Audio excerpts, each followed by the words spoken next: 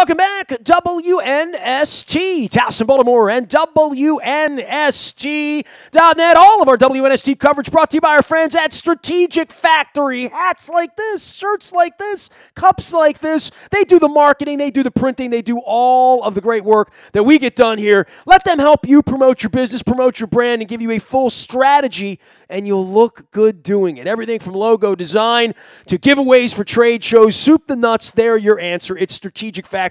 Also, our friends at LifeBridge Health Sports Medicine Institute and Dr. Kevin Crutchfield, Dr. Craig Bennett coming on week after week and educating us and treating you like they treat the pros, which is pretty good stuff because they've helped me get my elbow better, helped my wife getting ready for a half marathon this year. And Cal Ripken looks good on the billboards. I love hearing him on WNST too in the ads. LifeBridge Health Sports Medicine Institute, Foundry Row in Owings Mills, our partner. This guy's also our partner at Compass Point Golf. He's hitting the golf ball amidst the snowflakes whenever possible, but at least when it snows, it stops after a couple of hours and it all washes away. He is Robert Canady. He is Buckets and Birds. He's down at Compass Point, hitting the golf ball, planning your next golfing outing, but certainly getting up on the local hardwoods now as Maryland gets a big victory on Tuesday. UMBC's got big games ahead. Towson's been playing at least okay lately, so some local hoops to talk about here, but it all starts with Maryland, as always, Robert. And the Buckets and the Birds, it was one bucket and one fingertip on Bruno Fernando, and hey, the Terps finally win a road game against a ranked team. How about that? Yeah, looked like that was their go-to play at the end of the game, having Cowan drive, missed a shot, and Bruno to clean it up. Worked a couple times for him. So, I mean, but that's in crunch time. That's what they want. They want the ball in Cowan's hand, and then Bruno there to be on the inside if need be, and. For the larger part of the game, boy, first half and everything, it looked like maybe two mid-majors playing versus two top 25 teams. It got, it was pretty ugly for a while, but the last 7-8 minutes, are kind of what you tune in for when you watch Big Ten basketball. Back and forth, lead changes, each team went on a run, and we've said a few times this year, the Terps go as Cowan goes, and he came through in crunch time, to use the cliche, and 5 3-pointers, a season high for him, a season high 8 assists, and there you go, a big road win for them. Well, I mean, somebody needed to shoot the ball, right? I mean, the score was 3-2, 6 minutes into the game. It was like this ugly, sloppy, everything you thought when they were leaving the ACC, you thought you were going to get 15 of these a year, right? Like these horrific 57, 52, everybody's got elbows, nobody can shoot, sloppy rebound. It was terrible the first 5 minutes of that basketball game. And Iowa had won some buzzer beaters and whatnot, and you're like, well, are they this good? Are they lucky? Are they just big and getting in the way? And it just created such a sloppy game to begin with. It's kind of crazy the game got into the 60s, right? Yeah, I mean, the shooting the first half was, you touched on it, was just atrocious. I think Maryland had one field goal the first 10 minutes, and I think that was kind of a lucky layup, before they hit their second one. Iowa couldn't hit anything. Bohannon, they just, it was ugly, as you said. It was just, you're thinking, the first one to 40 is going to win this one. And, it was kind of shocking. I mean, Maryland did shot the ball really well in the second half. They got, I think better ball movement overall and, better shot selection. And, they got out-rebounded and, lost the battle of second chance points, and they were outshot from the free throw line. But they made up with it with taking advantage of some turnovers. There were a lot of turnovers on both teams, really, but at least Maryland seemed to take advantage of some key turnovers and, kind of get a couple key runs there. And, Iowa came right back. And, you're right, typical Big Ten basketball, a lot of pushing and shoving and inside, play that wasn't the prettiest to watch, but well, the other part is the ball doesn't go in the bucket. I mean, you know what I mean? Like that's really the issue. Is it becomes dodgeball, not basketball, because nobody can shoot. Yeah, I mean, and that was definitely the case. And Maryland, tale of two halves, which has been the case for them this year. Couldn't find the ocean the first half, and then came back second half and shot over 50%. And at one point, we're like 8 of 10 or something, I believe. So, and again, a lot of that just had to go with, I think, the zone was giving them trouble for a while, and then they finally, just worked the ball. Ayala and Wiggins both hit some key shots, and so I'm sure Turge took the win and headed for the plane, and get ready for the home stretch here with 4 more games to go the next couple of weeks, and some big.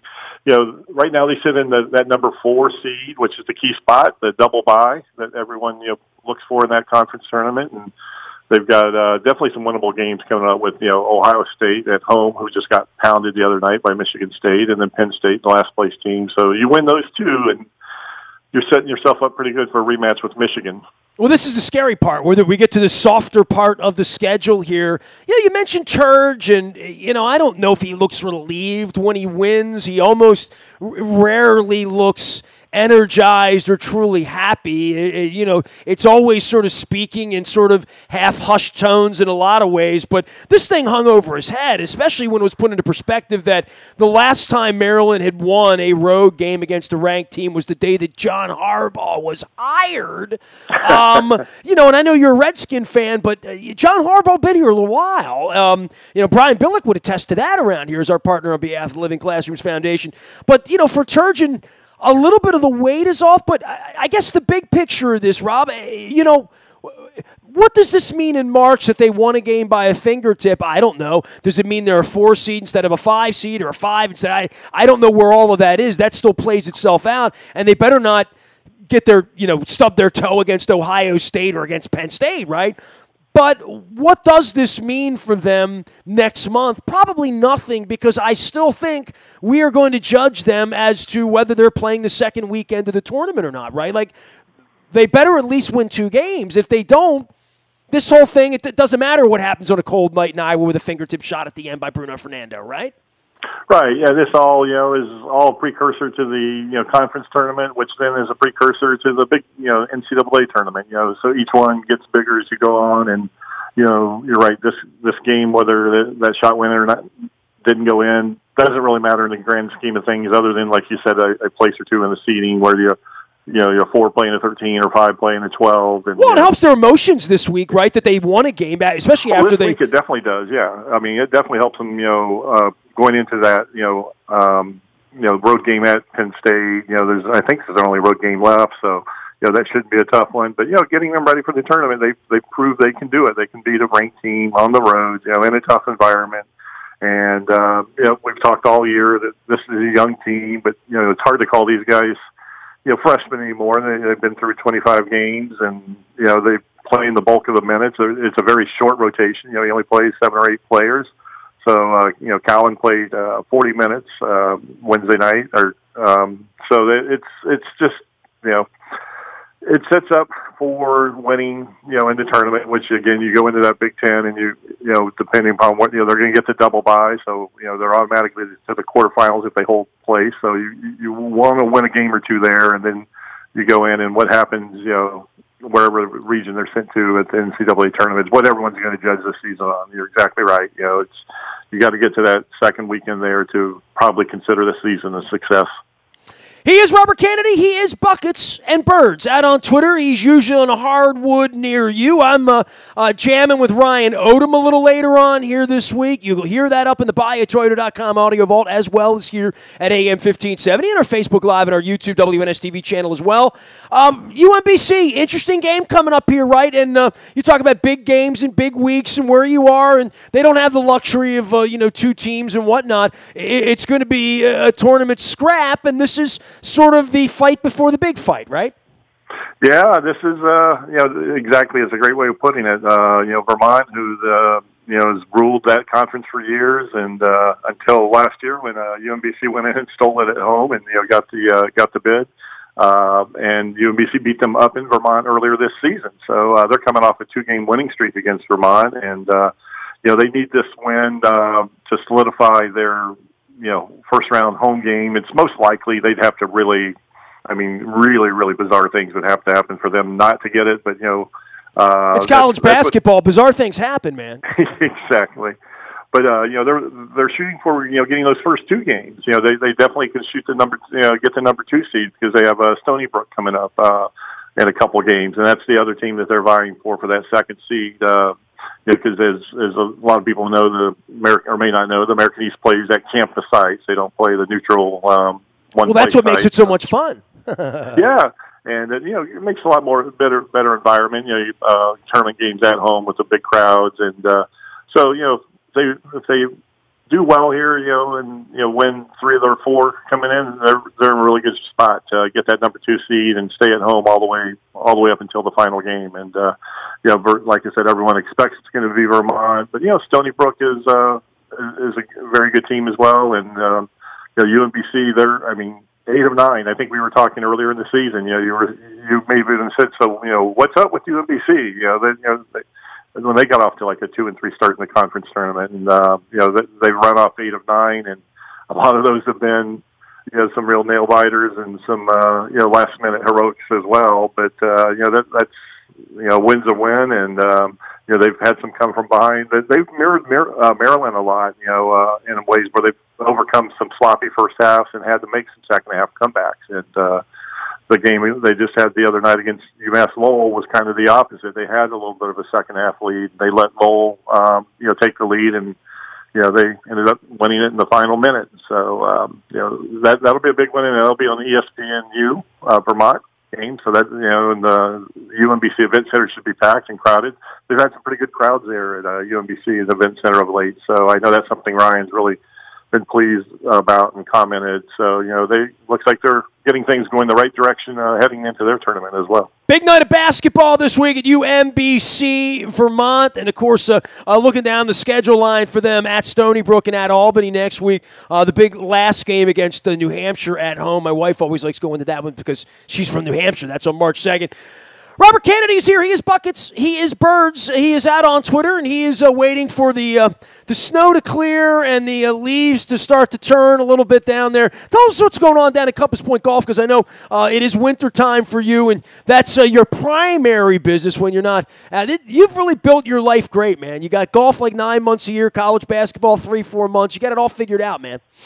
Yeah, it's not a bad transition to go from one to each year, and sometimes they overlap a little bit, which is good. I make sure I get them both in, but we're gearing up for the summer season. Outings, in the April, May, June, are looking really good. People are going to be definitely ready to get out there and have their charity events and their corporate outings and everything, and so that's all happening right now. We still have some good dates available. People want to go to the compasspointgolf.com. All my contact info is there to, plan your outing, and we'll do all the work for you. So you can just, pick your date and then come out and play some golf and everything once we get into golf weather. And, we've got as far as more immediately than that. I know this is a big favorite of yours each year.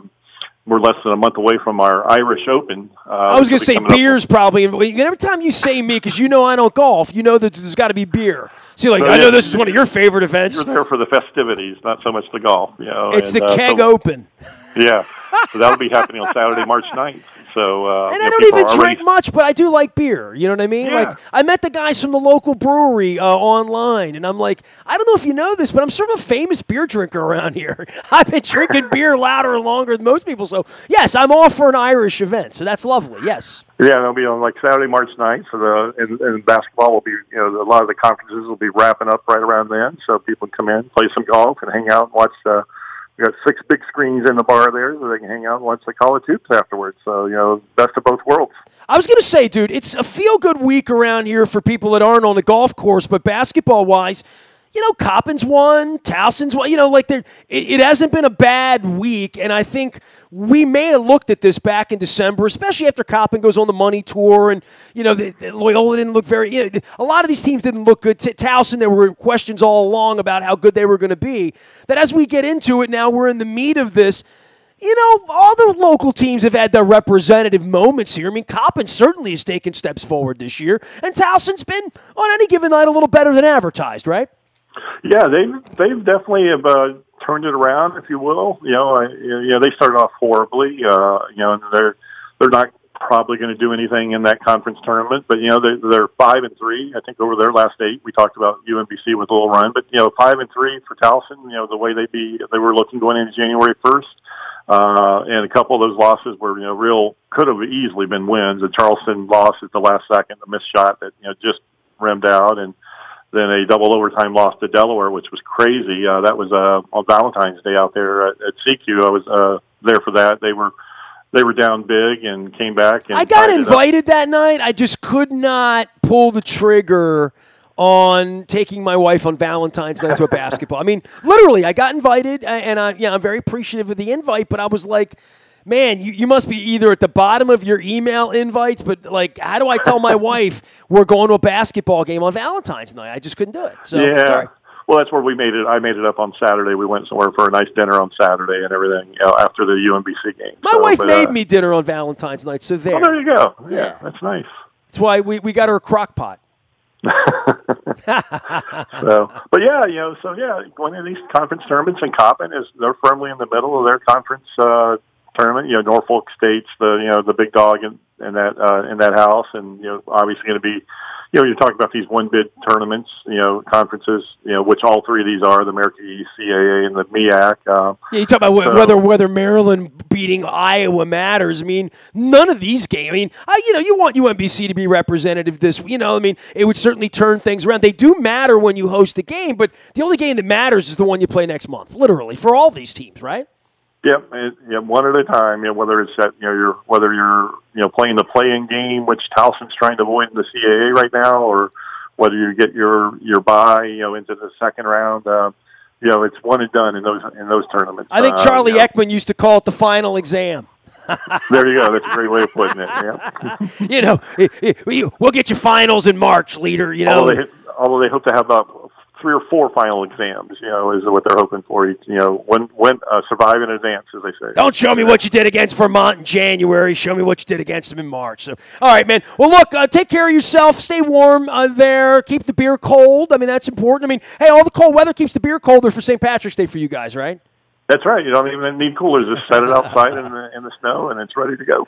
Compass Point Golf. He is Robert Canady. He is Buckets and Birds. He puts together amazing events for you down in Pasadena. They have 36 bikini wax greens down there when the weather gets a little better. Go find him at Compass Point Golf as well as at Buckets and Birds. Nasty at WNST.net finds me. Terps getting back after it later on this week. We're talking about all that. It's in the buyatoyota.com audio vault. I am Nestor. We are WNST.net AM 1570 and WNST Towson, Baltimore, and we never stop talking Baltimore sports.